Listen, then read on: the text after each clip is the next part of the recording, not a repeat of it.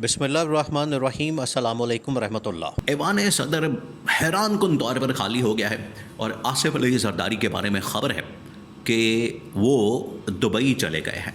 अब रातों रात यकायक अचानक ये मामला क्यों होता है और आसिफ अली जरदारी या तो दुबई चले गए हैं या उनको दुबई भेज दिया गया है। दोनों के अंदर जो सिचुएशन बनेगी, अगर इसको देखा जाए तो दोनों में जो सिचुएशन बनती है, ये अपना सियासी फ़ायदा हासिल करने के लिए सियासी इसके पीछे मकसद है, एजेंडा है, और दोनों में से जो सिनारियो बनेंगे वो इस्टेब्लिशमेंट के लिए बड़े परेशान कन है। एक में तो फ़ायदा होगा, एक में नुकसान होगा। अब आसिफ अली जरदारी का ये अचानक से पाकिस्तान से जाना, फिर उससे पहले आपको पता है कि शरीफ ख़ानदान भी पाकिस्तान से बाहर था। नवाज शरीफ, मरियम नवाज ये पाकिस्तान के अंदर नहीं थे और उन्हीं दिनों में शहबाज शरीफ ने भी बाहर का दौरा किया। तो ये बाहर जाके मुलाकातें क्यों कर रहे हैं, बाहर क्यों जा रहे हैं?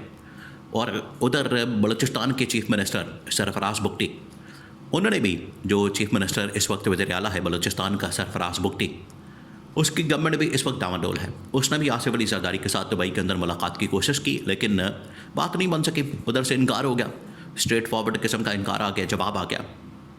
अब हो क्या रहा है?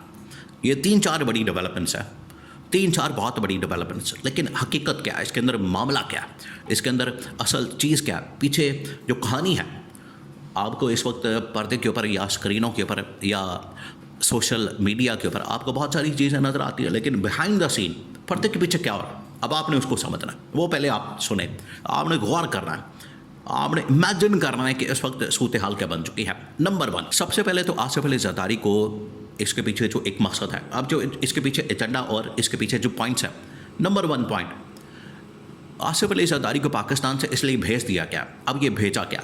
पीपल्स पार्टी और नून लीग ने चाल खेली है, और चाल ये है कि आसिफ अली जरदारी को पाकिस्तान से निकाला जाए। और ये जो इस हफ्ते नोटिफिकेशन होना है CDF यानी कि चीफ ऑफ डिफेंस फोर्सेस की तैनाती का, और उसमें जनरल आसम को ऊपर ला के बिठाना है, उनको चीफ ऑफ डिफेंस फोर्सेस बनाना है। इसका जो नोटिफिकेशन है वो आपको पता है कि 27वीं आईनी तरमीम के बाद वज़ीर आज़म और सदर के दस्तखत के साथ फिर जारी होगा। तब ये नोटिफिकेशन उसका इशू किया जाएगा। अगर यहाँ पर वज़ीर आज़म नहीं होता या सदर नहीं होता, दोनों में से कोई एक नहीं होता, ऑटोमेटिकली नोटिफिकेशन तो रुक जाएगा।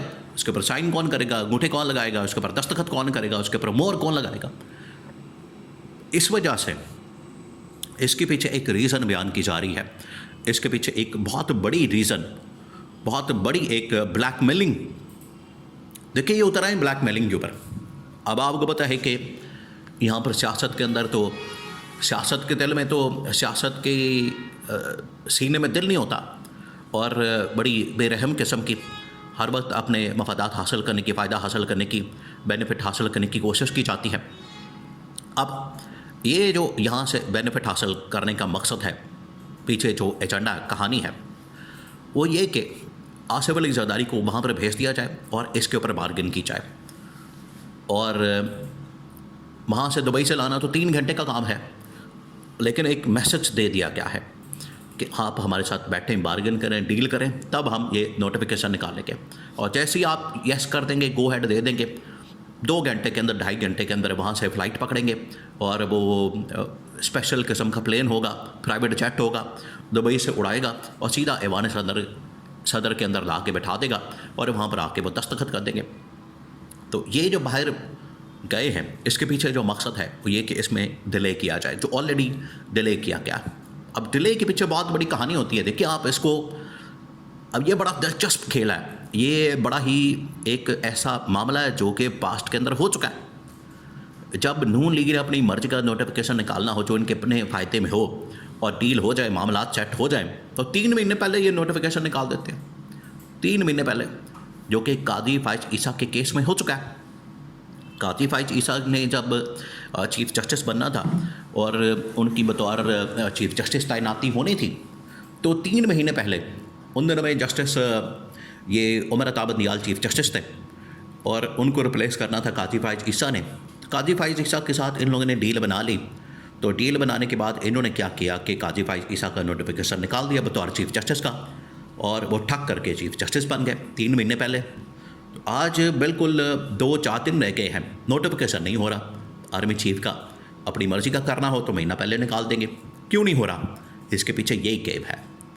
अब आ जाएं इस बात के ऊपर कि ये जो इनको भेजा गया है, ये इसके पीछे एक और जो इस्टेब्लिशमेंट के फ़ायदे की बात है वो ये है कि इनको कोई बीमारी का बहाना बना के, कोई इलाज का, कोई मसले का, वहाँ से कोई रिपोर्ट जारी कर दी जाए कि बीमार पड़ गए, इस्तीफ़ा आ रहा है, वो घर जा रहे हैं, वो आ नहीं सकते, डॉक्टरों ने कह दिया है कि वो आराम करें, रेस्ट करें, तो यहाँ ऐवान सदर हो जाएगा खाली। अब ऐवान सदर के ऊपर आप बताएं कि पिछले तकरीबन कोई 6 महीने से बात हो रही है, 4 महीने से, या जब से पाकिस्तान इंडिया की जंग ख़त्म हुई तब से ये बात हो रही कि इस सीट के ऊपर या सदारत के ओहदे के ऊपर किसको बैठाया जाए, जनरल आसिम को बैठा दिया जाए। तो ये एक रास्ता यहाँ से भी निकल सकता है कि उनकी यहाँ से जो रवानगी है वो वहाँ बैठ के दस्तखत कर देंगे या वक्ती तौर पर रिज़ाइन कर दें, और यहाँ पर जो चेयरमैन सेनेट है वो इंटरिम प्रेसिडेंट बन जाएगा, यानी कि यूसुफ रज़ा गिलानी, वो इसके ऊपर आके दस्तखत कर देगा। तो ये भी इसके पीछे कहानी है, आप इसको समझें। अब आ जाए इस बात के ऊपर कि अगर इसमें ये बार्गेन है, अगर इसके अंदर कोई लेवरेज है, अगर इसके अंदर कोई डील बनाने की कोशिश है और ब्लैकमेलिंग है, तो दोनों इस वक्त बड़ी ज़ोर आजमाई कर रहे हैं, दोनों, इस्टेब्लिशमेंट भी और नून लीग पीपल्स पार्टी वाले भी। ये इसके अंदर आप समझें कि 3 फरीक हैं, एक तरफ इस्टेब्लिशमेंट है, दूसरी तरफ नून लीग है, तीसरी तरफ इस वक्त पीपल्स पार्टी है। ये दोनों कोशिश कर रहे हैं कि इस तैनाती से, इस नोटिफिकेशन से मैक्सिमम बेनिफिट, लेकिन उनको पता नहीं है कि हफ्ते 10 दिन की ये गेम है।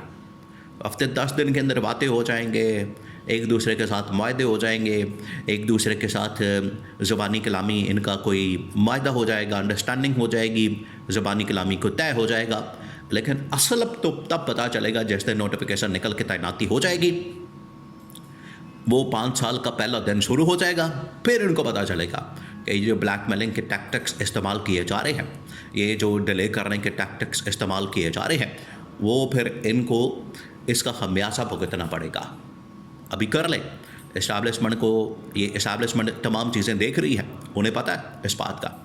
ये इस्टेब्लिशमेंट को एक किस्म का गुस्सा दिलाने वाली बात कि आप उनको ब्लैकमेल कर रहे हैं, आप उनके साथ ये 2 नंबरी कर रहे हैं, तो वो फिर बताएगी। एक मरतबा नोटिफिकेशन निकल आए, एक मरतबा काम निकल आए, और फिर इनको जिस तरह से सबक सिखाएंगे इनको फिर लाग पता जाएगा।